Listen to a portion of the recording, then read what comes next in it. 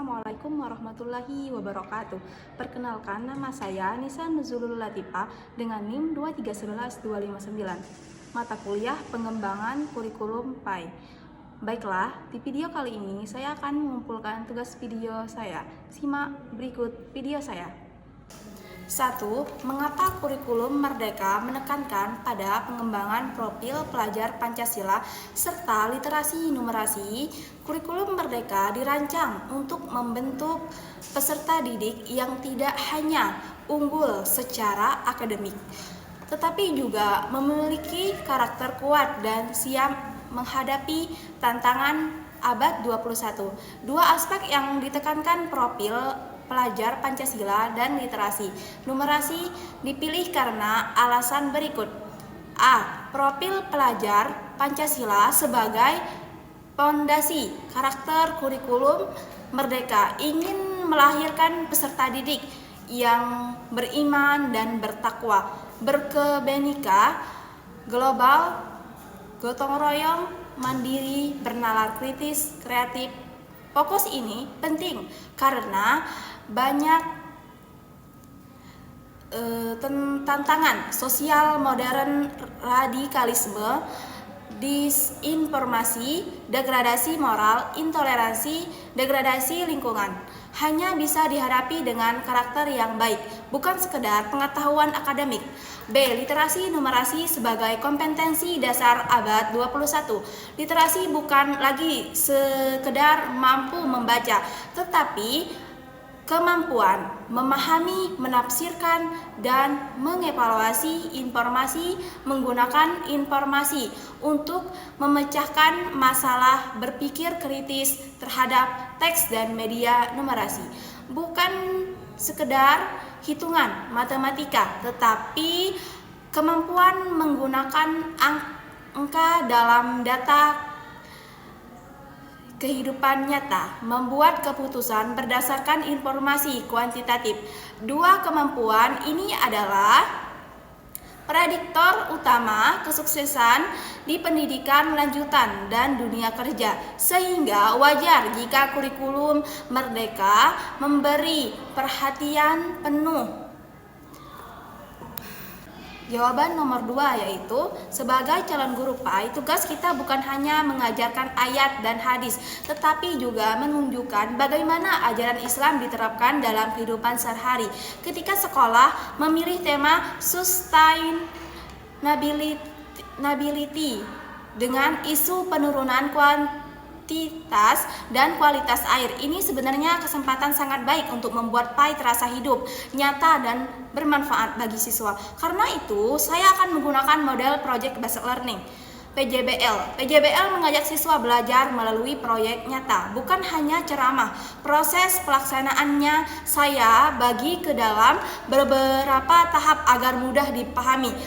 Tahap pertama, tahap pemantik, pertanyaan pemicu. Pada tahap awal, saya memulai pembelajaran dengan sebuah masalah nyata. Misalnya, saya putar video tentang kondisi sungai dan sumur di Bangka Belitung yang mulai keruh, berkurang, dan tercemar. Lalu saya mengajak siswa berdiskusi, mengapa air bisa berkurang? Apa dampaknya kalau air tercemar? Apakah Islam pernah membahas soal air? Bagaimana wudhu kalau airnya kotor? Tujuan tahap ini adalah membangkitkan rasa ingin tahu. Siswa akan merasa bahwa masalah air bukan hanya urusan pemerintah, tetapi juga urusan agama dan ibadah. 2. Menghubungkan masalah dengan materi PAI. Setelah siswa memahami masalah, saya menghubungkannya dengan ajaran Islam. Saya jelaskan hal-hal berikut.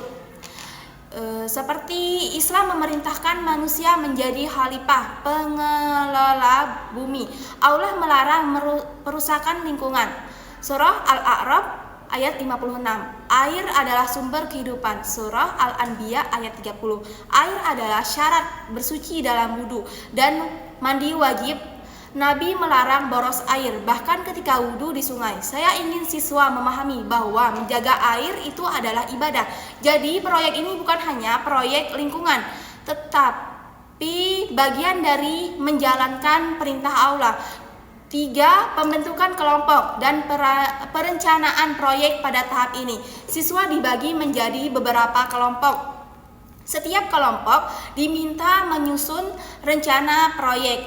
Contohnya rencana kelompok 1. Kelompok audit air, meneliti kualitas air di sekolah, bau warna kekurangannya, mencatat penggunaan air di tempat wudhu. 2. Kelompok kampanye Islami, membuat poster berisi ayat atau hadis tentang menjaga air, membuat slogan wudhu hemat itu sunnah. Kelompok media dakwah, membuat video edukasi tentang wudhu hemat air, menjelaskan kenapa air harus dijaga menurut Islam. 4. Kelompok solusi lingkungan, menyusun langkah penghematan air di sekolah, merekomendasikan cara sederhana untuk menjaga kebersihan sumber air. Pada tahap ini, siswa menyusun jadwal pengerjaan dan pembagian tugas kelompok. 4. Pelaksanaan proyek ini adalah inti PJBL. Siswa bergerak di lapangan dan bekerja seperti ilmuwan atau aktivis lingkungan. Contoh aktivitasnya: A. Survei dan pengamatan lapangan, mengambil sampel air dari kolam, sumur, dan toren sekolah, mengamati apakah air keruh, berbau, atau jernih, mengukur penggunaan air wudhu per siswa, mengamati kebiasaan siswa lain, apakah boros air saat wudhu. B. Mengumpulkan ayat dan hadis. Kelompok kampanye mencari ayat dan hadis yang relevan. Mereka menafsirkan makna ayat secara sederhana. C. Membuat produk. Setiap kelompok membuat produk sesuai tugasnya. Poster berisi ajaran Islam tentang hemat air, video edukasi, laporan sederhana kualitas air, infografik tentang bahaya boros air dalam Islam. Gerakan kecil. Gerakan 1. Gayung untuk wudhu. Di tahap ini siswa mengalami proses belajar yang sungguh-sungguh bermakna, belajar agama sambil mempraktikkan perilaku lingkungan. 5. Presentasi produk. Setelah proyek selesai, setiap kelompok mempresentasikan hasil mereka di depan kelas atau di acara khusus seperti pameran proyek. Contoh hasil presentasi: kelompok audit air menunjukkan perbandingan air sebelum dan sesudah melalui gambar atau tabel sederhana. Kelompok kampanye menampilkan poster bertema ayat tentang air. Kelompok media dakwah memutar video edukatif. Kelompok solusi memberi rekomendasi, mari wudhu dengan gayung saja, ini lebih hemat dan sesuai sunnah. Siswa lain memberikan komentar dan apresiasi. 6. Refleksi. Akhir tahap ini sangat penting. Saya mengajak siswa menjawab pertanyaan sederhana. Setelah proyek ini, apa perilaku yang ingin kamu ubah soal air? Apa hubungan menjaga air dengan menjalankan perintah Allah? Bagaimana kita menjadi khalifah yang baik? Tujuannya adalah agar siswa menyadari perubahan sikap, bukan hanya pengetahuan. Mereka bukan hanya tahu ayat, tapi benar-benar menghidupkannya dalam keseharian. 7. Hasil yang ingin dicapai. Dengan pembelajaran berbasis proyek ini, saya ingin siswa 1. Memahami bahwa air adalah amanah Allah. 2. Mengerti bahwa menjaga lingkungan adalah bagian dari ibadah. 3. Mampu menghasilkan karya nyata seperti poster, video, dan laporan. 4. Mulai menerapkan perilaku hemat air dalam kehidupan sehari-hari. 5. Berpikir kritis dan dengan melihat hubungan antara lingkungan dan ajaran agama. Sekian yang dapat saya jelaskan, lebih dan kurangnya saya mohon maaf. Kepada Allah saya mohon ampun. Wabillahi taufiq wal hidayah. Wassalamualaikum warahmatullahi wabarakatuh.